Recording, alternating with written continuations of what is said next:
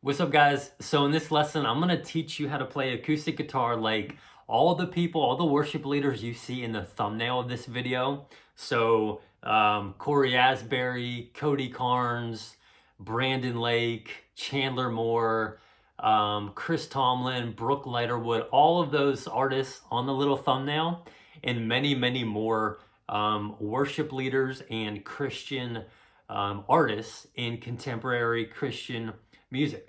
So hang tight.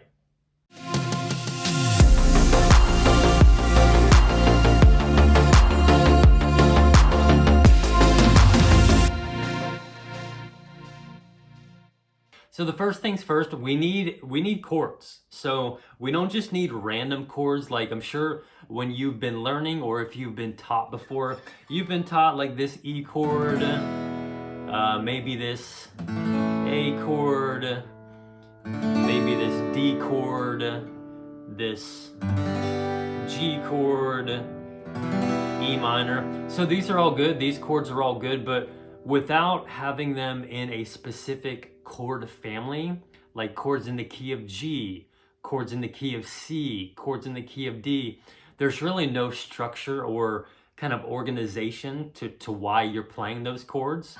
So the first thing is, for me, I've been playing worship for the last 10 years for, contemporary church where I live. And the most common keys that I play guitar in, definitely the key of G. So like that G, that C, that D, that E minor. I play in the key of C. And then I also play in the key of D. So when you have those three different keys, chord families, and then you also have a capo, you can pretty much get to any key that your worship team is singing in, or that, Elevation Worship or Maverick City Music or Hillsong, whatever song they're playing it in, whatever song they're leading it in, you can get there with either one of those three keys with the capo. So the most easy and the most common key, kind of like family of chords, is going to be the G chords. So the G shapes. In this chord family, you have the G, the C, the D, the E minor. And a lot of what I'm going to go over in this lesson, I can't go over everything like super in depth. So I'm going to kind of point you to different resources and individual lessons and tutorials I've already done, more in depth on like the shapes, the keys, the chords, finger placement. So for example, this chord family, G, C, D, E minor, that's in the key of G. So I'll link some stuff I do. I'll link some stuff in the description, chords in the key of G. And you'd be surprised how many songs you can play with these chords, even without a capo. So I bet if you looked on the thumbnail of this video, and I've got some pictures of the people playing guitar, I can guarantee you're gonna see some of them probably in this G, or probably playing like this C chord. So these are definitely the most common chords that worship leaders use. So again, you have the chords in the key of G. Let's say we had to get to a song in the key of C and we didn't have a capo. The chords in the key of C, you'd have this C as your one chord, your main chord. You'd have this F chord, G chord, A minor chord, and then a few other ones, again, that I go over a little bit more in depth in some of the lessons. In the lesson I do on chords in the key of C. So one of the most important things that I always stress, when you're learning these different keys, key of G, key of C, key of D, there's ways that you can like minimize the unnecessary movement of your fingers. So like, instead of playing this bar chord F when you're playing in the key of C, you can just do like your normal C major and just bring these two fingers down one string, and you're gonna keep your pinky and your pointer finger on those two strings pretty much for every single chord. So for your C chord, for your F chord, for your G chord, for your A minor chord. Same with chords in the key of G. We're gonna keep these two fingers kind of locked in on those two bottom strings. So G, C, E minor, D. So really we're not, we're minimizing the unnecessary movement of like your entire hand going into different chord positions. Lastly, same thing with the key of D. So key of D, we're pretty much gonna keep more or less these two fingers, the pointer and the ring finger, on those two strings. Again, more or less. So that's the D chord, G chord, A chord, B minor chord. So there's really not a ton of movement going on. Now, when we introduce the capo to putting it on the neck here, you've got so many different options. You've got so many different frets you can put it on, and each fret, if you put it on the first fret, it's going to change the actual key. So you can still play these G chords, or you can still play those C chords, but it's going to change the overall key of the song.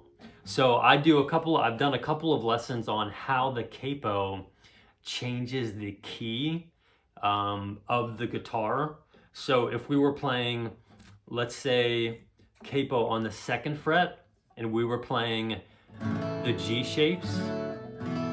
So we're playing chords in the key of G, but when you put the capo on the second fret, it actually turns the guitar into the key of A. So like if we went to the third or fourth fret, so if we went to the fourth fret and we still played these chords, it sounds a little bit higher, right?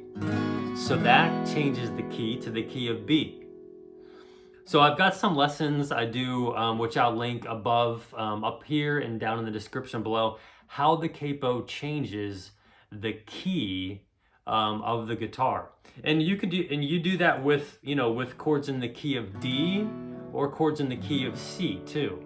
So if we were playing chords in the key of C, that C, that F, that G, that A minor, and we had the capo on the second fret, that turns the guitar into the key of D. And then if we moved the capo up to the fifth fret and we played those same shapes much higher, right? That actually turns the guitar into the key of F. And you could do the same thing with the D chord. So, yeah, it's good to know. It's good to learn a bunch of different chords, but you've got to be able to know which family of chords they kind of go into. Otherwise, you're just kind of playing around with a bunch of like random stuff. And again, if you've seen my channel, if you've seen some of the lessons I do, you'd be surprised at how many songs you can play with just 4 chords using those easy G chords.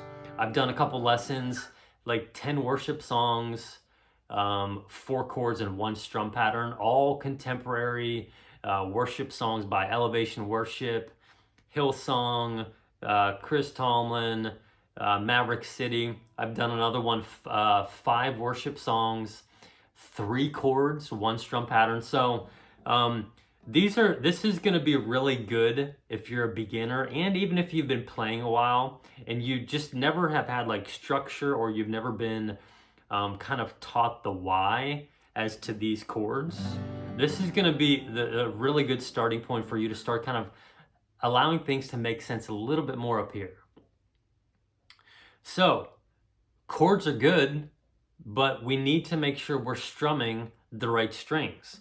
So a common misconception, and probably one of the bigger or one of the biggest beginner mistake, is people strum the wrong strings. It's kind of a misconception. Okay, we should be strumming all the strings for every single chord.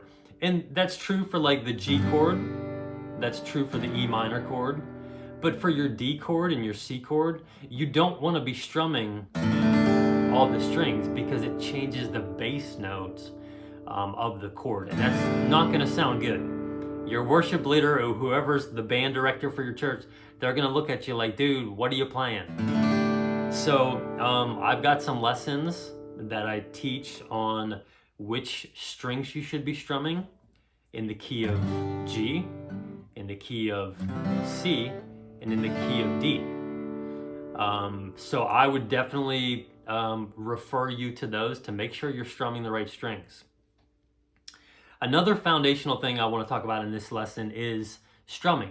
So strumming is tough. Strumming is probably the hardest thing for beginners to get comfortable with, and it definitely was for me.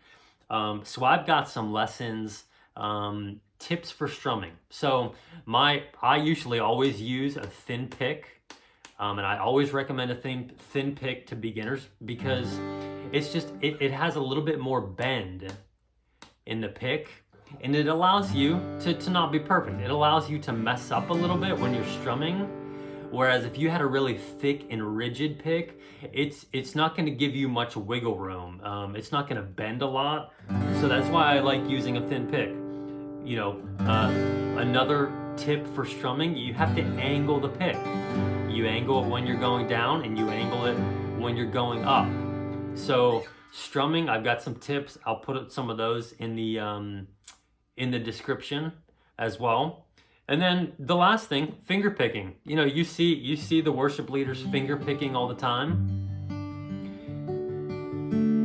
In whatever, you know, maybe it's an acoustic video or maybe it's just a live worship service. Finger picking, it sounds beautiful. Sometimes it can seem challenging, but really, worship leaders and when you're finger picking, you're really only using like 3 fingers, maybe 4 fingers, and they're all assigned to specific strings to make it easier. So like this thumb, depending on the bass note of the chord, like kind of like I was saying with strumming the right strings, the thumb will float up top between these top 3 strings depending on the bass note of the chord. So if it's a G chord, that thumb is going to hit that root note, that E string. If it's a C chord, that thumb is going to start with the A string, the second one from the top. Your pointer finger is always going to be assigned, more or less always assigned to that G string, third one from the bottom. Middle finger always assigned more or less to that B string. And then your ring finger, you can keep it on this high E string. You can pluck that E string if you want to, or if you just want to stabilize your picking hand, you can do that there too. So I've got some lessons. I do finger pick like a worship leader with just 3 fingers. Finger pick any song with this pattern. And that's really all you're doing. You're just kind of getting into this position over here.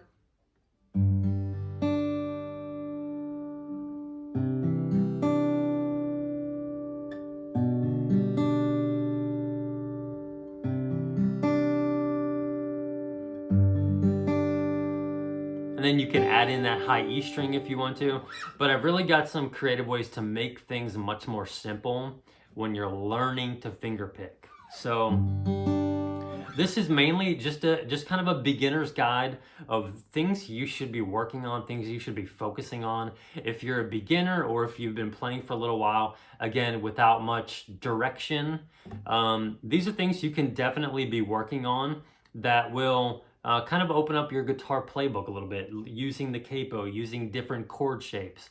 Now, I don't want you to sit around and play these chords in the key of G forever. You know, obviously, there's so many more cool things you can do on the guitar, different chord voicings, different chord inversions. But this, I guarantee you, if you watch, next time you watch a Bethel service or an elevation worship set, you're gonna see the guitarist probably playing in these chords, G, C, D, E minor, and then doing some finger picking. Their thumb's gonna be active. There's not gonna be a ton of movement over here. So these are gonna be some really, really good things for you to focus on and work on as a beginner. So hope this lesson helps you out. I think it will. If you have questions, as always, just leave a comment. Let me know what you're struggling with, what you're confused about, and I'll be happy to help you out. And if you're new to the channel, head on over to my community tab on the channel. I've got some encouragement, some Bible verses of the week, some giveaways, some other updates. So head on over there, say hello, let me know how it's going, and I'll catch you guys in the next one.